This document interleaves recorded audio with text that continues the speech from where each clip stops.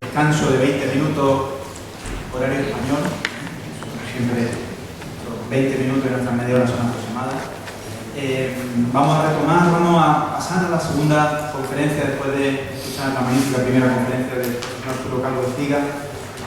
Vamos a escuchar una segunda, seguro, gran conferencia también, magnífica, del profesor que me acompaña a mi derecha, que yo creo que no hace falta presentación, pero tengo que proceder según el protocolo y además con mucho gusto de presentar al profesor Sánchez Nogales, José Luis Sánchez Nogales, conocido y estimado por todos nosotros, sacerdote de nuestra diócesis de Almería, catedrático de la Facultad de Teología de Granada, director del Centro de Estudios Eclesiásticos de Almería y un especialista de primer nivel, a nivel nacional, en diálogo interreligioso. Hay obras importantísimas, el Islam entre nosotros y el Islam en la España actual. Son obras que son referencia fundamental para entender y que recomiendo que se consulten para entender la realidad del Islam en España, donde hay una información, un trabajo de investigación muy importante y son innumerables sus artículos y sus publicaciones. Y quiero destacar una que todavía no ha salido a la luz, que va a salir muy pronto, en mayo, final de este mes, principio del que viene, que es una suma de teología de religiones, donde se recogen un análisis teológico de todas las religiones más importantes, de todas las religiones, y que sin duda se va a presentar, lo publica la BAC, va a publicar la BAC y se va a presentar el primer tomo, porque son 2 tomos, se va a presentar el primer tomo dentro de muy poquito, y tendremos ocasión también aquí en Almería de asistir a la presentación de esta impresionante obra de don José Luis, nuestro profesor que nos acompaña esta tarde, nuestro amigo don José Luis Sánchez Nogales. Y un motivo para felicitarle, personalmente, pues qué decir, no quiero alargarme en la presentación, pero para mí es gran amigo, lo conozco desde hace mucho tiempo, mi padrino de confirmación también, y hay una relación muy estrecha desde hace mucho tiempo. Y me consta no solamente sus cualidades técnicas, sus cualidades como profesional, como experto en estas materias teológicas y en el ámbito de la filosofía y de la fenomenología de la religión, sino sus cualidades humanas, como sacerdote y como persona, sus magníficas y grandes cualidades humanas que dicen muchísimo de él, y sabéis, los que lo conocéis, que no estoy exagerando. Don José Luis, muchísimas gracias por aceptar esta invitación, por estar este día aquí en esta inauguración de la jornada, en esta jornada de presentación del Seminario de Teología Juan Pablo II, y agradecido por su presencia. Espero que en adelante, seguro que sí podremos seguir contando y colaborando con usted para otros proyectos que se vayan abriendo camino. Bienvenido y muchísimas gracias. Bueno, después de la presentación de Ignacio, voy a bajar un poco porque a ver si trabajo. Porque me he puesto demasiado alto y no consigo que el señor baje. Ahora, parece que baja un poco. Muchísimas gracias por la invitación a la inauguración del Seminario Juan Pablo II. Agradecimiento y felicitación, más que agradecimiento, a la institución universitaria, a la Universidad de Almería, porque junto con la de Granada, que tiene una cátedra de teología en la cual yo estoy como miembro de esa cátedra, ha sabido adelantarse a los tiempos y comprender que la teología debe tener un lugar entre las ciencias y un lugar justamente en el ámbito universitario. Agradecer a todas las personas que han hecho posible este acto de inauguración del Seminario Juan Pablo II y sobre todo pues a Ignacio, porque sé que su trabajo ha sido constante, complejo en algunos momentos, pero ha sabido sortear todos los obstáculos para que finalmente nos encontremos aquí. Sin más, comienzo mi tema sobre la aportación de la teología católica al diálogo entre las culturas y entre las religiones. Y empiezo constatando que ninguna religión o cultura puede abrirse al diálogo con el diferente si no brota de sus propias fuentes fundacionales. Solo auscultando y profundizando en los propios escritos y tradiciones canónicas, espirituales y culturales, el corazón de una religión o de una cultura puede disponerse al diálogo y al encuentro con otras tradiciones espirituales, religiosas y culturales. Esto es evidente incluso en la propia persona humana. El misterio que es la mismidad más honda de una persona no puede abrirse al otro, sino por iniciativa y decisión propia, como brotando de la máxima originalidad y pureza que en la transparencia de su libertad se hace posible. Toda palabra o manifestación arrancada desde la fuerza, la coacción o el chantaje no podrá contar nunca con la garantía de la sinceridad, la transparencia del corazón. Análogamente sucede con las culturas y las religiones.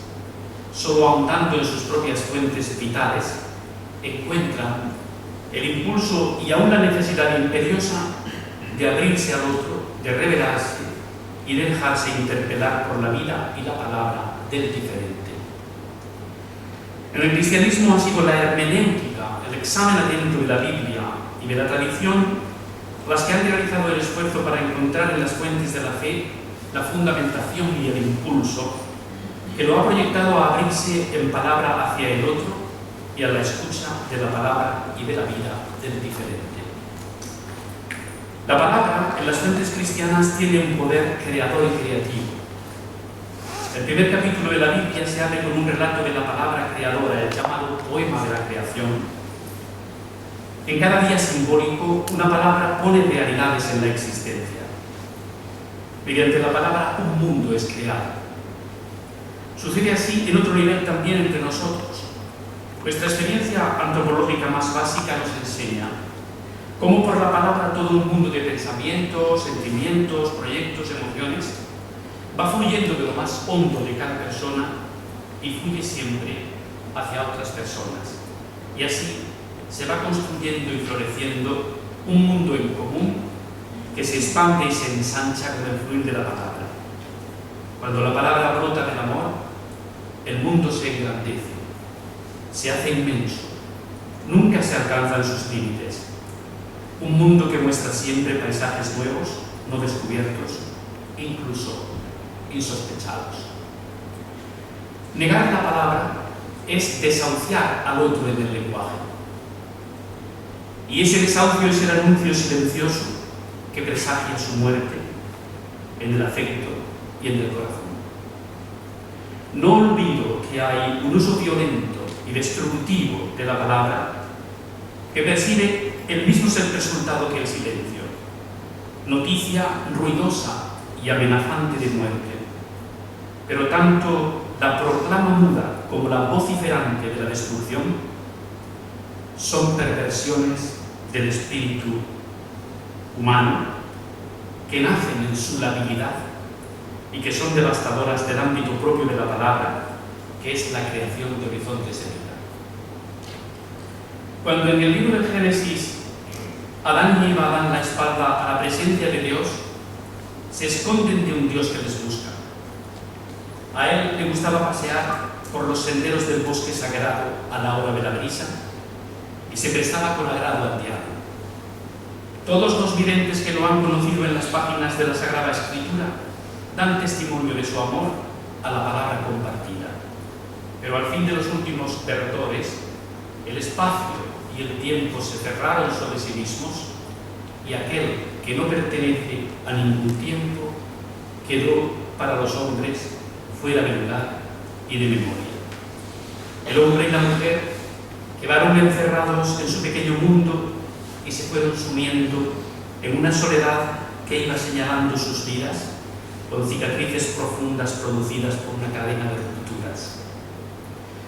La primera ruptura en el diálogo y el contacto interpersonal con Dios, ante la presencia de Dios, la reacción es ocultarse. La segunda ruptura es en la relación interhumana, como el hombre y la mujer sienten vergüenza por haberse roto el verdadero sentido humano de la relación masculino-femenina, dando así comienzo una historia no siempre fácil, más bien difícil, en la concepción y vivencia de la propia identidad sexual. La tercera ruptura observable lo es en relación con la naturaleza. Adán y Eva han de abandonar el jardín, el bosque sagrado.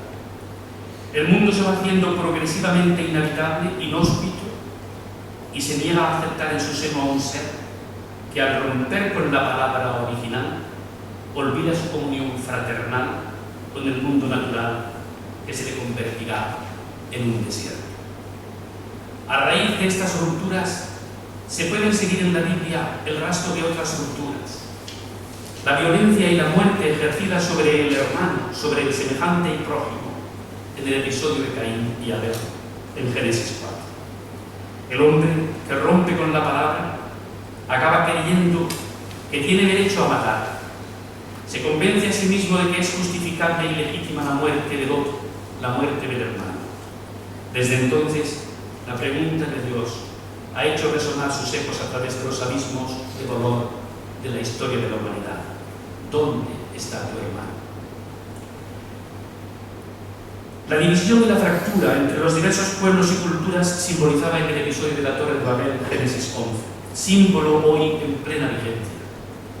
Nada hay que decir por la actualidad del desentendimiento entre culturas, étnicas e incluso religiones. Si venimos a escalas más de la vida de nuestra vida cotidiana, vemos que cuando el mundo común es pequeño, se recorre y se agota con unas cuantas palabras y sobreviene el silencio. El mundo de un ascensor es tan pequeño, la mayoría de las veces, que se recorre y se agota. Se llega pronto a sus fronteras con un buenos días y un adiós, si acaso. El mundo de dos personas que se aman es tan grande, tan inmenso, que nunca se alcanzan sus fronteras. Y es un mundo que crece con el fluir de la palabra y que muestra siempre paisajes nuevos, no descubiertos. En la lectura y la hermenéutica de nuestra Sagrada Escritura hemos descubierto los cristianos que Dios quiso tener un mundo en común con nosotros. Por eso, el Hijo de Dios, el Logos, palabra encarnada, desde el comienzo de los tiempos nos dirigió la palabra. Los antiguos videntes, sabios y profetas fueron los portavoces de sus palabras, y éstas quedaron grabadas en los libros santos del Antiguo Testamento. Finalmente la palabra tomó el peso de la carne. Dar la palabra ya es mucho. Es la manifestación de un amor que busca la comunicación y la relación, pero es mucho más dar la palabra en la carne. Dar la propia carne es el modo más fuerte de comunión. Cuando la palabra se hace carne, el amor llega al límite. Jesús, Hijo de Dios, no dejó nunca de dirigir la palabra a los hombres a quienes amó hasta el extremo del dolor en la carne y la muerte. Por eso San Agustín decía algo así, como que antes de encarnarse, el Verbo de Dios se impersonalizó. El Verbo se hizo palabra, verbum factum est. Es una expresión posible antes de la recogida en el capítulo 1, versículo 14 del Evangelio de San Juan. El Verbo se hizo carne. Verbum caro factum est. Es necesario, vital, que fluya la palabra entre los seres humanos por encima de nacionalidades, razas, culturas e incluso religiones. Por eso tiene que descubrirlo cada religión, cada cultura, y tiene que descubrirlo escrutando sus fuentes fundacionales. De nada servirá intentar forzar desde fuera una palabra que no sería sincera, o incluso forzar un silencio que sería un elemento de ruina para nuestro mundo. Cuando el otro muere en el propio lenguaje, lo hemos descubierto escrutando nuestras fuentes, no es imposible que muera en el afecto y en el corazón. Y de ahí a concebir su muerte física, no hay tanta distancia. Los ejemplos los tenemos a diario, incluso en las propias familias. Tras la hermenéutica de las fuentes fundacionales, la teología tiene que realizar su propio esfuerzo, construir paradigmas que fundamenten el diálogo. Estos paradigmas o modelos pueden parecer complicados a los no expertos en teología, pero son necesarios para que, como modelos de convicción, vayan impregnando la mentalidad de las personas y se vaya dando un cambio de actitud frente a los otros diferentes. Lo primero que la teología debe hacer es acabar con la exclusión de los otros de religión y cultura diferente a la luz de la hermenéutica bíblica y de la tradición. Se les llamaba paganos, bárbaros, herejes, infieles, etc. Esta situación de palabra violenta hacia el otro respondía al apotegma atribuido a San Cipriano de Cartago del siglo III.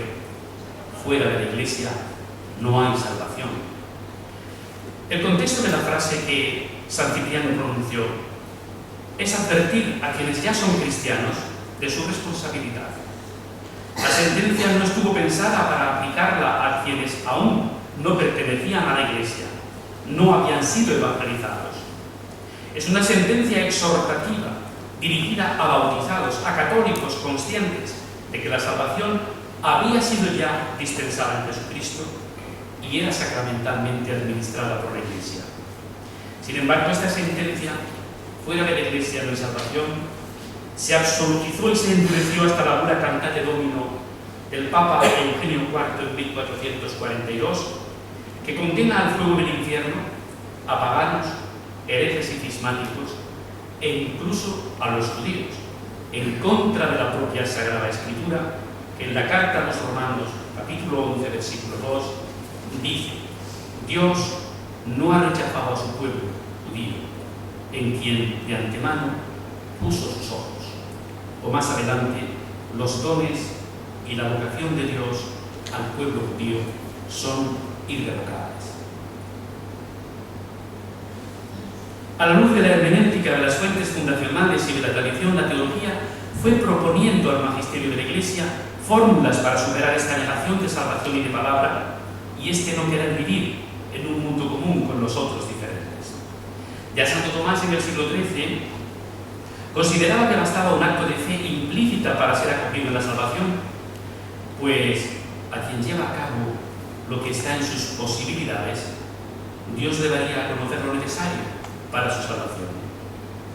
Juan de Lugo afirmó la posibilidad de la salvación de los no cristianos a través de una fe sincera en Dios y la contrición de sus pecados, ya que no se puede culpabilizar a quien ignora de forma insuperable a Jesucristo.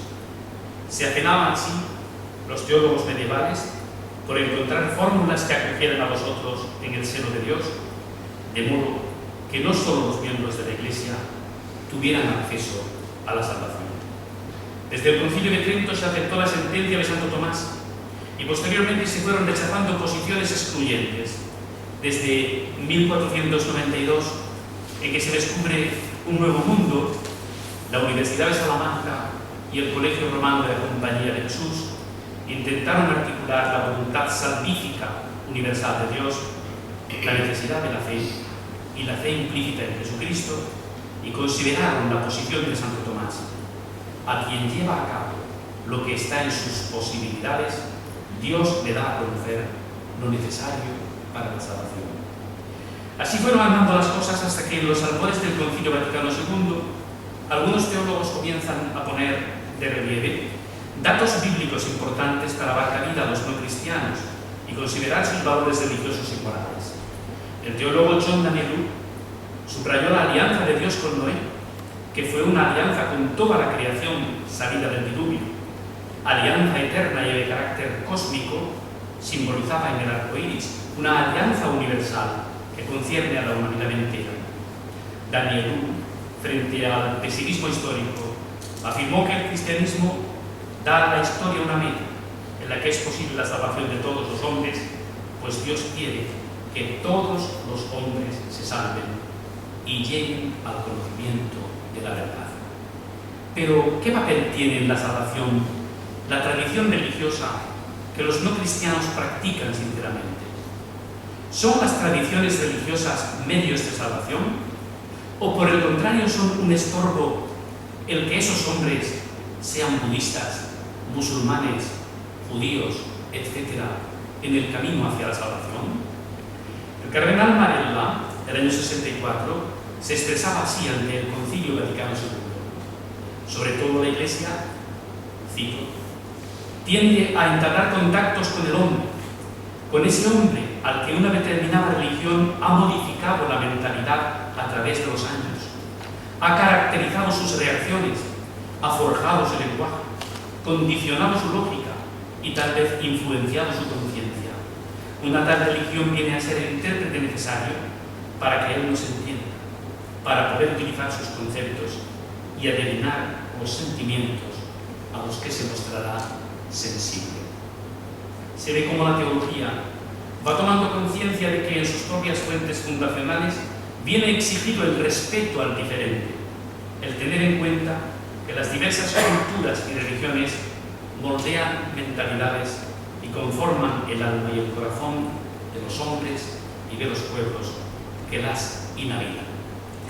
Así llegamos a los teólogos conciliares, por ejemplo Karl Rahner, Vladimir Buklik, Jacques Dupuy, etc., que van a partir de tres postulados fundamentales para construir modelos acogedores e inclusivos, no solo para las personas no cristianas, sino que además reconozcan lo que sus propias religiones les aportan para realizar su vida religiosa e historia espiritual. Los fundamentos básicos de que van a partir son tres: la voluntad salvífica universal de Dios. Dios quiere que todos los hombres se salven. La mediación única y universal de Jesucristo en todo el proceso de salvación, que se realiza de modo visible en la Iglesia, pero de modo misterioso en los hombres que no pertenecen visiblemente a la Iglesia. Y finalmente, el significado sacramental de la Iglesia, cuerpo de Cristo, cuyo ministerio continúa y testimonia su obra salvífica en la historia. A partir de estos principios, Karl Rahner propuso su teoría del cristianismo anónimo. Todo hombre no cristiano experimenta una oferta de salvación, aunque no sea de modo consciente. Cuando cada hombre se acepta a sí mismo, acepta a Cristo, porque acepta la imagen y semejanza de Dios, que es Cristo, y está impresa en él desde la creación. Quien acogiéndose a sí mismo en la nuda soledad y transparencia de su conciencia, acoge la imagen de Dios que lleva impresa desde la creación, dice Rahner, podemos designarlo cristiano anónimo, y por ello tiene el camino abierto hacia Dios.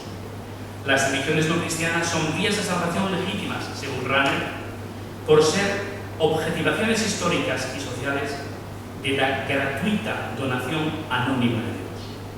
Vías queridas por Dios para sus miembros hasta que no lleguen a un encuentro concreto y claro con el Evangelio proclamado por la Iglesia. El paso a la situación de cristiano explícito representa un progreso real que conlleva mayores posibilidades de salvación, pero no excluye otras posibilidades.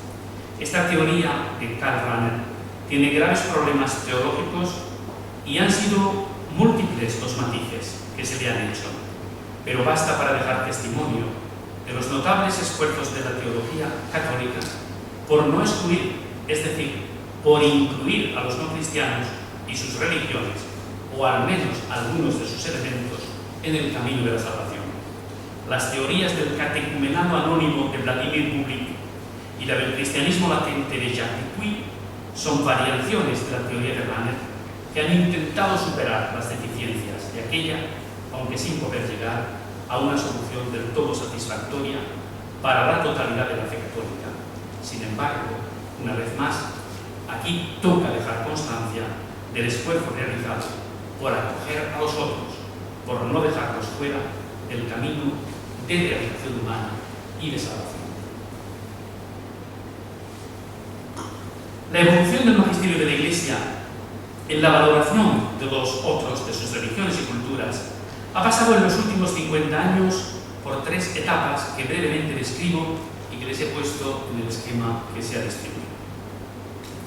La primera etapa la llamamos diálogo con el mundo y apertura a las religiones. En el esquema que no se ha distribuido.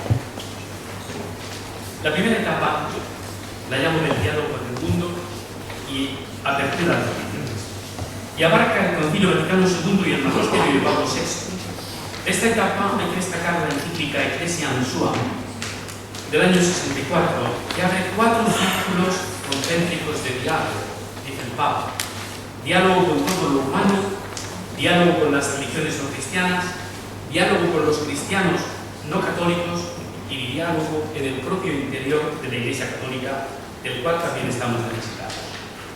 Del Concilio Vaticano II destacaría la Constitución Dogmática Lumen Gentium, cuyo número 16 expresa una actitud positiva hacia los creyentes de otras religiones, destacando puntos de aprecio por parte de la Iglesia, o el Decreto Unitatis Reintegratio, que incentiva el diálogo con los hermanos cristianos no católicos, o la Declaración Nostra Aetate sobre las relaciones de la Iglesia con los no cristianos, en la que se expresa de un modo detallado la estima hacia los creyentes de las diversas tradiciones religiosas de la humanidad, y la Constitución Pastoral Gaudium et Spes, en la cual se subraya que el Espíritu Santo oferta a todos la posibilidad de alcanzar la salvación por su unión misteriosa a la redención de Jesucristo.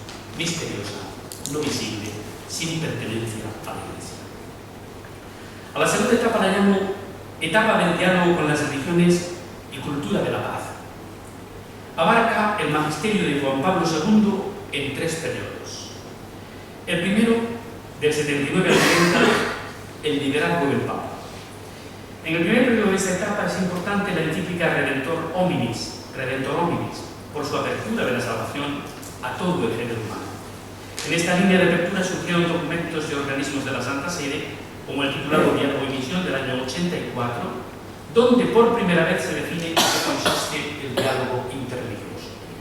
El diálogo interreligioso indica no solo el coloquio, sino el conjunto de relaciones interreligiosas, positivas y constructivas, con personas y comunidades de otras fes para un mutuo conocimiento y enriquecimiento.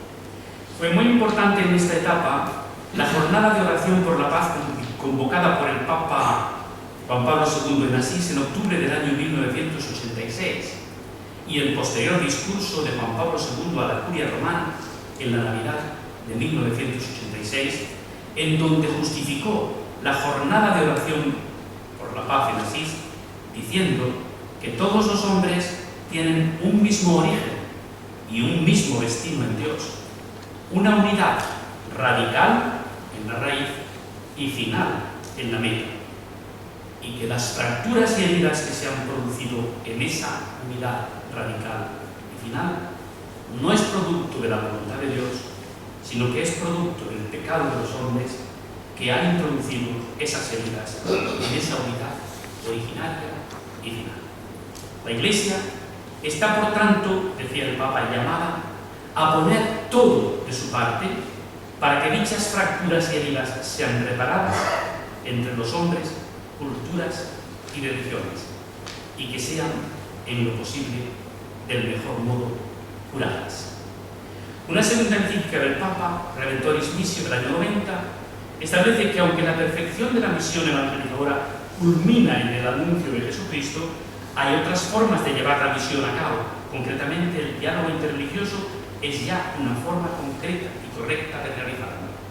Acepta el Papa que en otras tradiciones y culturas pueden encontrarse mediaciones de salvación, aunque éstas están misteriosamente mediadas a su vez por la única universal mediación de Jesucristo, que para los cristianos es el único mediador universal entre Dios y los hombres. Un segundo periodo bajo Juan Pablo II entre el 91 y el 99, la valoración teológica de las religiones.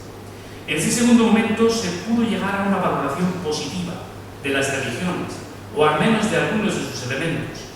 El segundo documento de la Santa Sede, Diálogo y Anuncio, renovaba lo ya dicho en el anterior Diálogo y Misión del 84 y comprometía a la Iglesia de forma firme e irrevocable en el diálogo con las diversas tradiciones religiosas de la humanidad.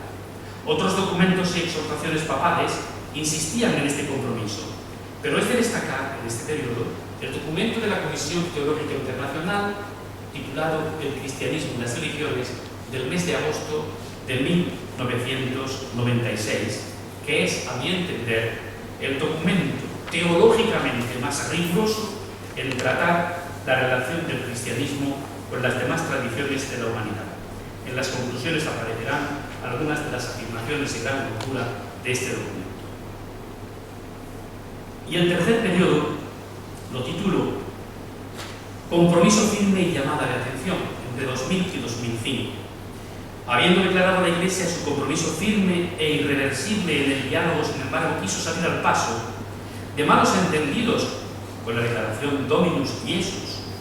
En ella, la Santa Sede ofrece a los cristianos los criterios desde la fe para declarar la integralidad de la confesión cristiana, discernir acerca de las formas de relación en el diálogo y en el encuentro con otras religiones y confutar ciertos errores que en algunos escritos de teólogos se habían deslizado al dejar de lado algunos elementos fundamentales de la fe de la Iglesia, sin los cuales no puede haber un verdadero diálogo, sino que conducen a un sincretismo, a una mezcla indiscriminada que induce confusión y no ayuda a un verdadero encuentro entre los que, debiendo respetarse y aún amarse, sin embargo, son diferentes.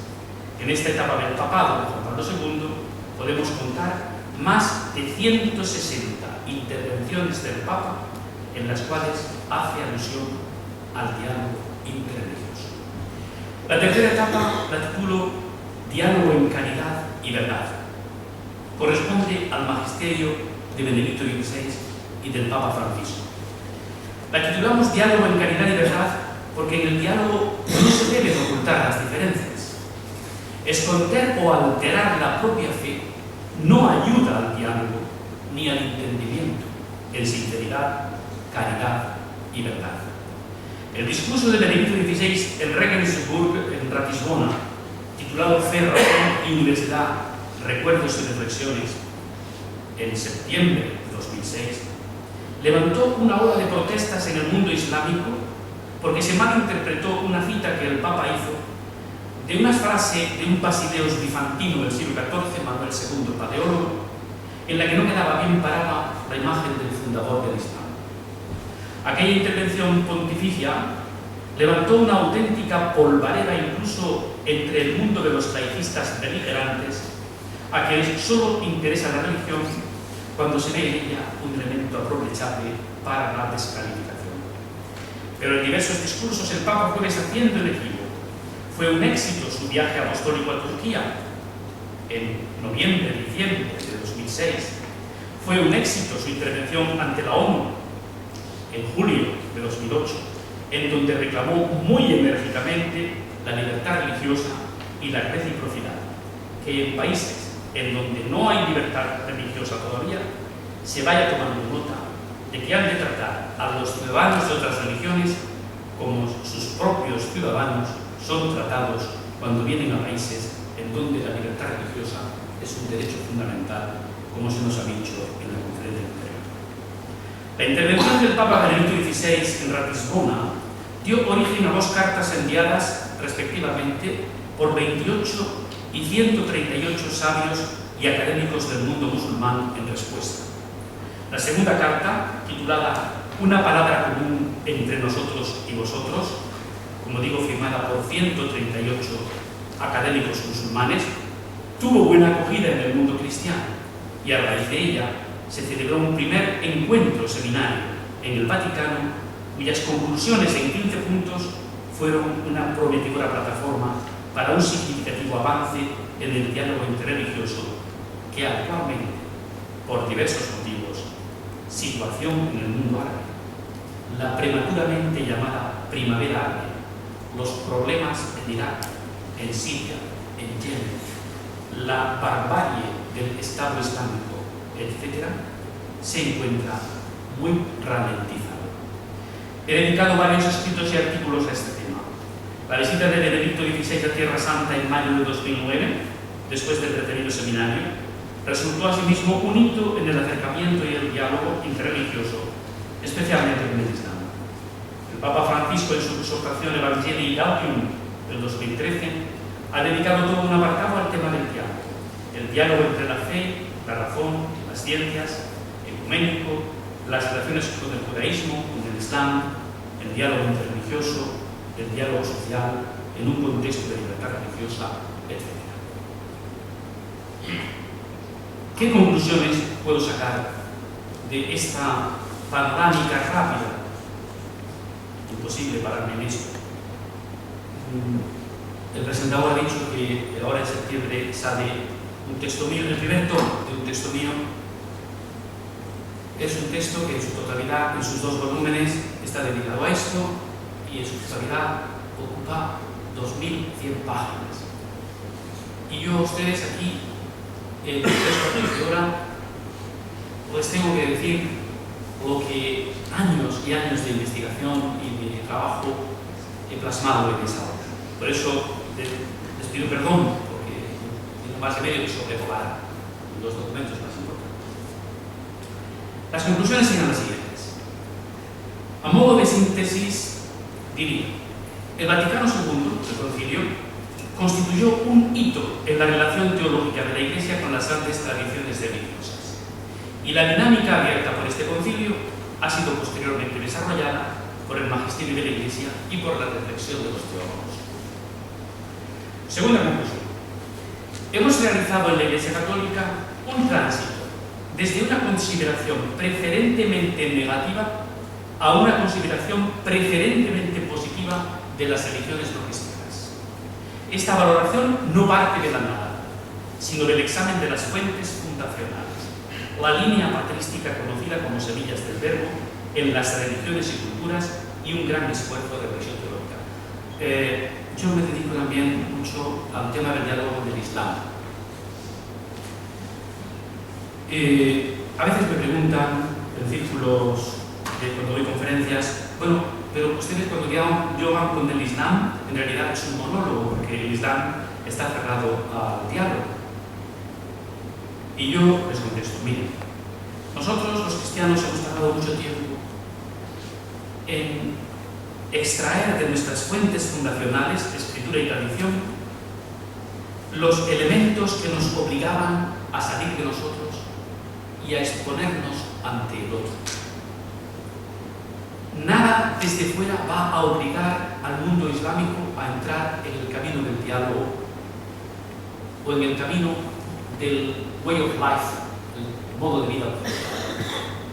Son ellos quienes tienen que sacar de sus propias fuentes fundacionales, es decir, de la lectura del Corán, de la interpretación del Corán y de la hermenéutica de los dichos y hechos del profeta Mahoma, recogidos en la Sunna y la tradición, son ellos quienes tienen que hacer este recorrido que nosotros, no olviden, hemos tardado siglos en hacer. Por tanto, me remito en esto que he dicho anteriormente, de que nos hemos abierto los cristianos al diálogo ahondando en nuestras fuentes fundacionales, leyendo nuestra revelación. Lo mismo tiene que ocurrir en el mundo islámico. Van despuntando ya algunos brotes donde se va viendo algo de esto, pero muy lentamente, muy lentamente. El padre dominico, profesor del Instituto de Estudios Orientales del Cairo, George Anawati, egipcio de nacimiento y arabófono de cuna, decía: tengan en cuenta que para dialogar con el Islam en la situación en que estamos hoy, hace falta tener una paciencia geológica. Cuarto punto. Los elementos valorados en las religiones se enumeran progresivamente según la evolución del marco teológico. Contienen bienes espirituales, morales y culturales, aportan elementos de respuesta a los enigmas de la condición humana, llevan el eco de milenios de búsqueda de Dios, son auténticas religiones, a las abrahámicas se las trata de fe. En su culto y ritos hay elementos verdaderos, buenos y de gracia, aunque perceptibles. Contienen semillas del logos, del verbo, destellos de la verdad, riquezas que les han sido dadas por Dios.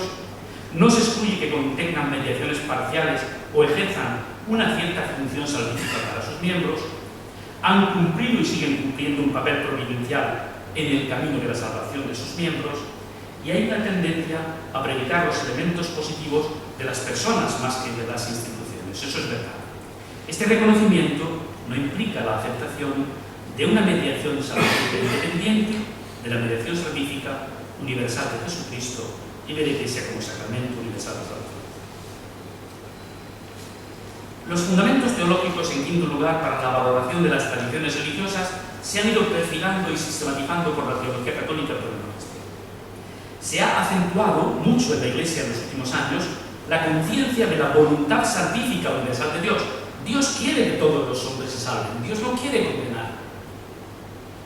Ha emergido en la teología católica y en el pueblo cristiano, va emergiendo poco a poco, la conciencia de la acción del Espíritu Santo, que no está, por así decirlo, limitada a las fronteras visibles de la Iglesia y sopla donde quiere, según la palabra de Jesús, el Maestro, a Nicodemo en el capítulo 3 del Evangelio de San Juan. El Espíritu sopla donde quiere. Se han sistematizado por la teología católica los principios teológicos para la valoración de las religiones que sintetizan en el principio teológico trinitario, el misterio de unidad radical de la humanidad. Todos fuimos creados por el mismo Dios, y el misterio de unidad de la humanidad en la salvación. Todos estamos llamados a ser salvados por Dios. En sexto lugar, la Iglesia ha llegado a la conciencia de la necesidad de abrirse al diálogo interreligioso. El diálogo se considera un elemento de la misión de la Iglesia, forma auténtica de evangelización con el cual tiene un compromiso firme e irreversible. En séptimo lugar, la teología ha formulado hipótesis teológicas, incluso a veces arriesgadas, que han ocasionado la intervención del magisterio para clarificar la cuestión teológica de las relaciones entre el diálogo y el anuncio del Evangelio de Jesucristo. En octavo lugar, y último, el diálogo interreligioso constituye, según la teología católica y el magisterio, una recíproca evangelización bajo la guía del Espíritu Santo.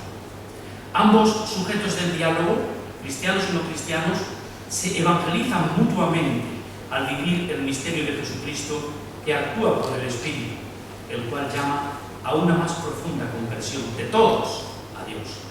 Solo Dios conoce los tiempos, solo Dios conoce las etapas de la larga búsqueda humana.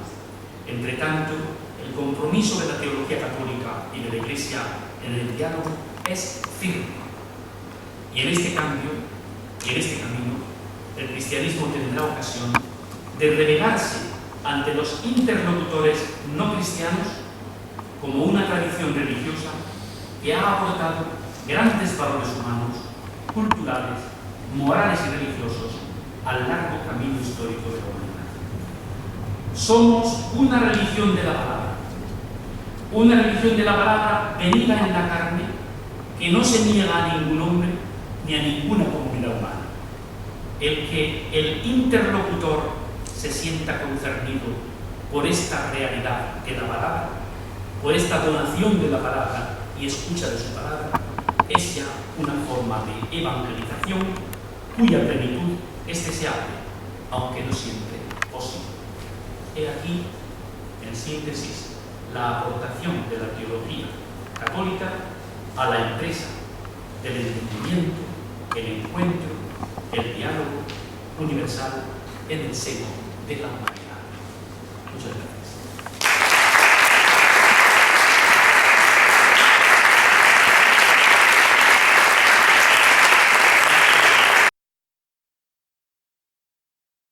Con el profesor Sánchez Morales, yo como alumno, y precisamente la asignatura de carácter absoluto del cristianismo hemos trabajado estas cuestiones y hemos profundizado en alguna autora y la verdad es que ha sido un curso magnífico, una asignatura magnífica. Yo aconsejo a todos hacerla en la Facultad de Teología de Granada. Muchísimas gracias, don José Luis, por esta magnífica conferencia, además ajustada como siempre, son sus conferencias en un tiempo, bueno, pues justo, un tiempo que no se ha hecho excesivo, y gracias sobre todo por el esfuerzo de síntesis tan grande que ha hecho, porque realmente son cuestiones amplísimas y la ha sintetizado de una manera realmente admirable. Muchísimas gracias por su exposición.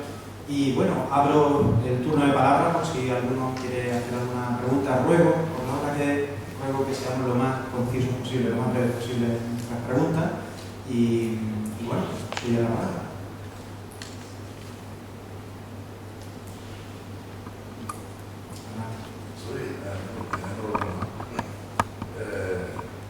Aparte de paciencia, ¿qué se puede aportar la Iglesia Católica en la reciprocidad, sobre todo en la comunidad? Claro, el tema del Islam es un tema muy complejo, porque son mentalidades que están muy alejadas, porque somos religiones monoteístas y tenemos algunos puntos de contacto, como es, por ejemplo, Abraham. Pero los nacimientos de ambas religiones son tan distintos. El Islam nace como una religión triunfante, una religión en que, como se ha dicho aquí antes, con el tema de las mezquitas, la mezquita ha sido declarada por algunos predicadores, digamos, islamistas radicales, como lugar de culto, casa del gobierno y cuartel de tropas. Y el profeta del Islam ha sido calificado por este mismo predicador, Hamid, de la mezquita Al-Milaim, en Radio Omdurman, en Sudán, como comandante en la batalla, presidente de la oración y jefe del gobierno. Esto hace que la separación que el occidental ya tiene más o menos asumida desde el espíritu de las leyes de Montesquieu entre Iglesia y Estado, y dentro del Estado los tres poderes, aunque esto a veces es problemático. Esto en el Islam ortodoxo es muy difícil de conceber todavía. Yo digo que es la regla de las tres Ds: Din, Dunya, Dawla. Din es la dimensión espiritual del Islam, se traduce normalmente por religión. Dunya es la religión social cultural, la dimensión social cultural. Y Dawla, que significa dinastía, poder, es la religión política, estatal, Estado. Estas tres dimensiones que nosotros separamos, sociedad, cultura, Estado, religión, para ellos es muy difícil de separar. Pretender, como se ha aprendido a veces, que se puede coger la democracia estilo americano, sacarla de los Estados Unidos de América e implantarla en Afganistán es un error gravísimo. Como fue un error pretender, por parte de los soviéticos, entre 1979 y 1989, que fue el periodo de invasión soviética de Afganistán, el pretender llevar el régimen totalitario ateo ruso, soviético, a Afganistán. Es decir, las mentalidades están muy alejadas. ¿Qué se puede hacer? Primero, no desanimarse en el diálogo. Yo llevo casi toda una vida académica dedicada a este tema.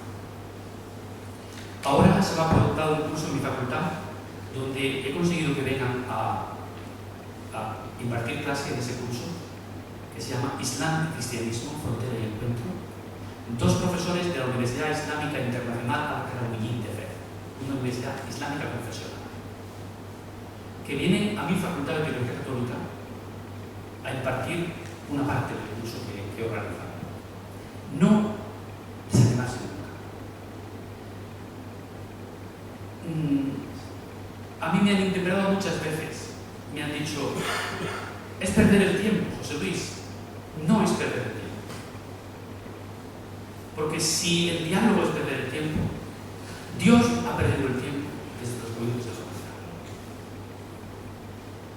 Porque Él nunca ha dejado de dirigirnos la palabra.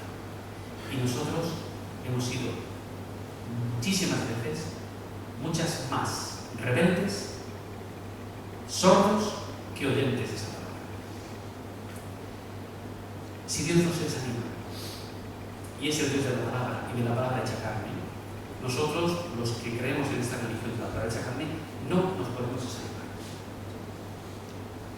Primero eso.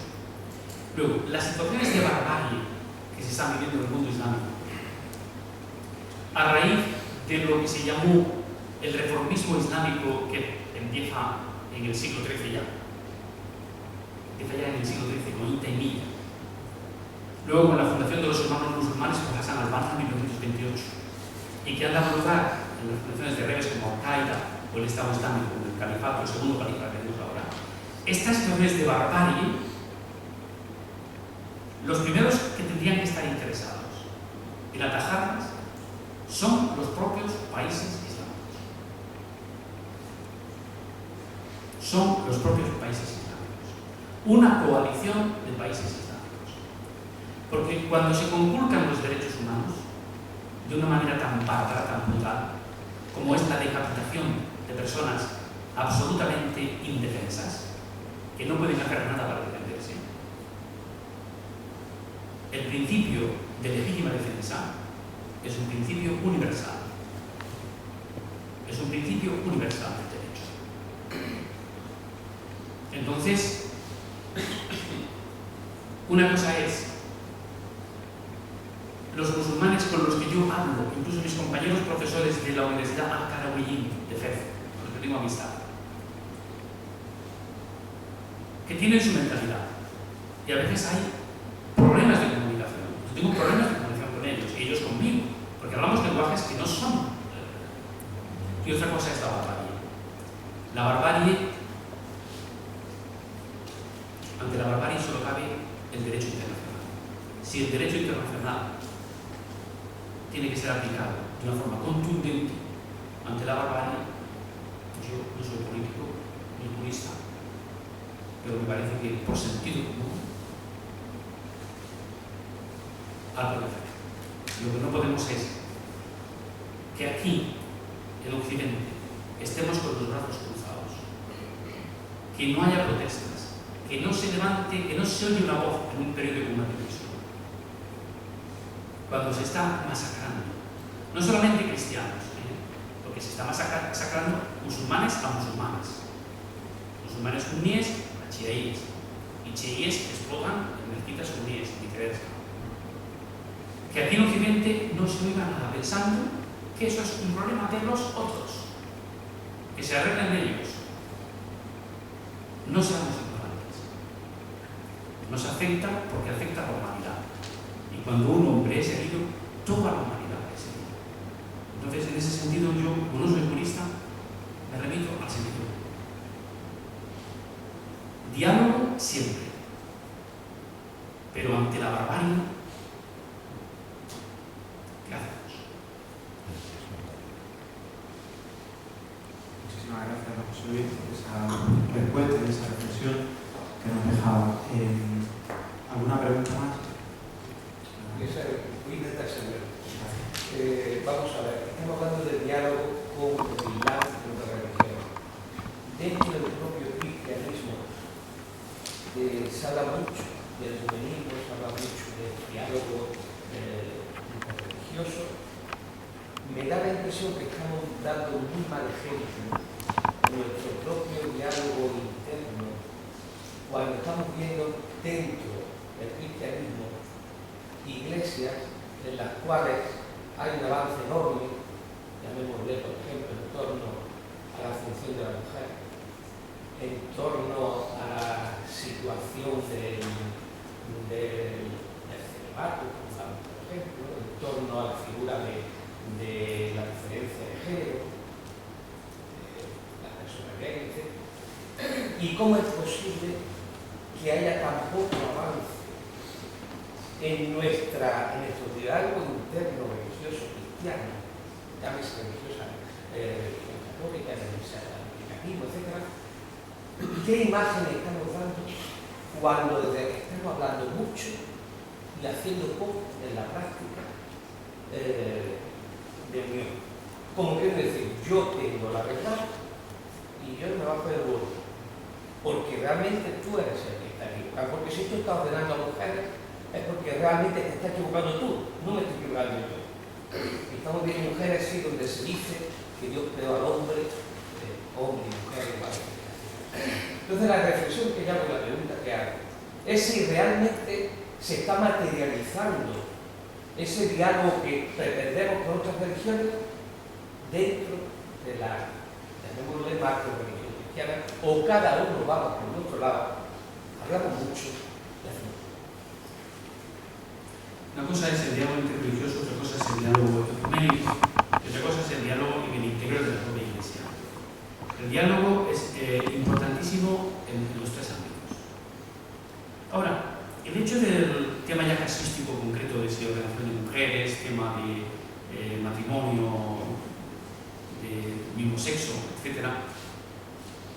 Esto tenemos también que acostumbrarnos a que no es que la Iglesia Católica diga la razón la tengo yo y todos los demás están equivocados. No. Lo que no puede renunciar la Iglesia Católica es a su pretensión de verdad. Porque renunciar a la propia pretensión de verdad es renunciar a la propia identidad.